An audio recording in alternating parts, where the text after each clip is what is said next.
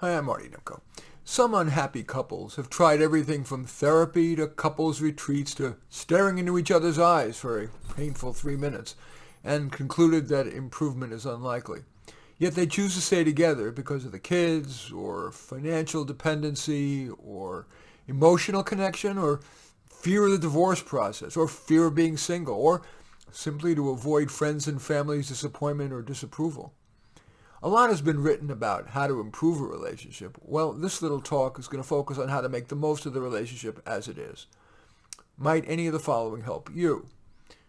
Do more of the activities with your partner that work.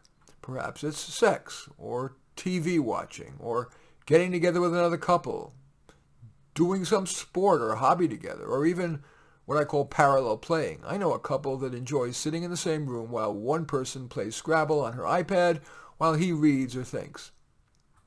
Another possible tip for making the most of a limited relationship is to replace time with your partner with solo activities or those with friends or relatives.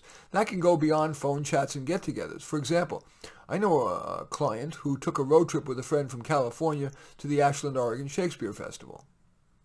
A word about affairs. Of course, in a mediocre relationship, an affair might be tempting. But because once involved it's hard to be rational, it's easier to decide that's just not going to be an option for you. And reasons not to have an affair include, think of what would occur if your partner found out. And if he or she doesn't leave you, knowing about it may make your relationship even worse. The affair could irrationally make you toss aside your considered decision to stay together. There's the risk of pregnancy. Even if the woman chooses an abortion, that's difficult for the woman and maybe even for the man. And imagine the impacts on all three of you if she chooses to have the baby. And then there's the risk of disease. You, your partner, or your paramour contracting, for example, syphilis, or gonorrhea, or herpes, or AIDS. Well, you may not be as trapped as you think, though. Consider three major reasons why people feel trapped in a relationship. Actually, I've got more than three here. A bunch of them. So first, economics. Take the situation in which a person feels economically dependent on the partner because he or she believes that he or she couldn't land a job that pays a living wage. Well, fact is, pre-pandemic, the unemployment rate was the lowest in 50 years.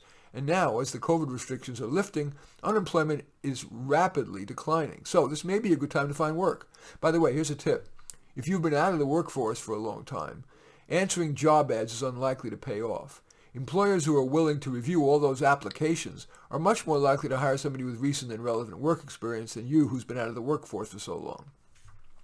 Your best shot may be to tell family and friends that you want to re-enter the work world and are open to and insert a kind of a relatively wide range of options that you're open to. For example, jobs requiring good organizational and people skills. Another reason that you may not be so trapped is if you're afraid of loneliness. You may well be better off single than in an unhappy relationship. And as long as you try to be your best self, learn from past mistakes, and put yourself out there, chances are you'll meet romantic and platonic friends. Another reason that people feel trapped, perhaps unnecessarily, is fear of hurting the kids. If you and your partner often fight or merely are just cold to each other, it may be better for the kids for you to be apart.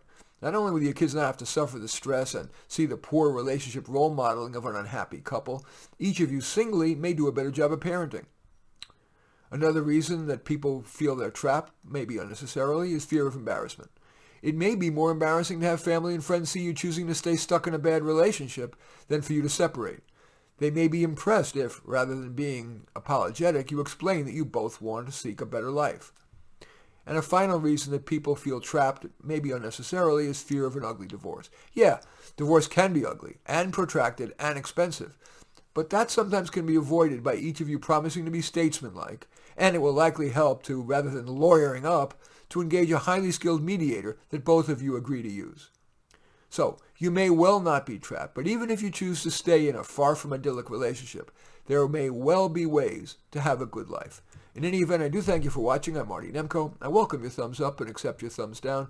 I always look forward to your comments and especially like you to hit the share button below, share on your social media so that my efforts can have broader impact. And I am flattered if you choose to subscribe to my channel. And in any event, I do thank you for watching. I am Marty Nemko.